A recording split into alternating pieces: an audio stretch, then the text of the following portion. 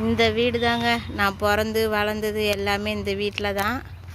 இது வந்து சில கயவர்களின் சூழ்ச்சியால் எங்கள் வீடு எரிக்கப்பட்டது. எரிஞ்சதுக்கப்புறமா எங்கள் வீடு எதுவுமே புதுப்பிக்கலை, அப்படியே போட்டாச்சு. நாங்கள் அங்கே இருக்கவும் தங்குறதும் இல்லை. வேற ஒரு ஊருக்கு இடம் வாங்கி அங்கே போயிட்டோம்.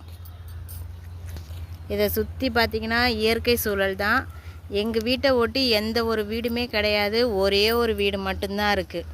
அது எங்கள் வீட்டுக்கு பேக்ரவுண்டில் இருக்குது. பாருங்கள், சுற்றியுமே இயற்கை, எந்த ஒரு பிரச்சனையும் இல்லை, யாராலையும் எந்த தொல்லையும் இல்லை, மனக்கசப்பு கிடையாது. சந்தோஷமான இயற்கையான சுற்றுச்சூழல்னால் இது தான் சொல்லுவேன் நான். அது மட்டும் இல்லைங்க, இதுதான் வீடு. வீட்டுக்கு பக்கத்துலேயே ஆறு, அங்கே சட்ரஸ் இருக்குது பக்கத்துலேயே. ஆற்றுல எப்போல்லாம் தண்ணி வருதோ அப்போல்லாம் நல்லா ஜாலியாக விளையாடுவாங்க.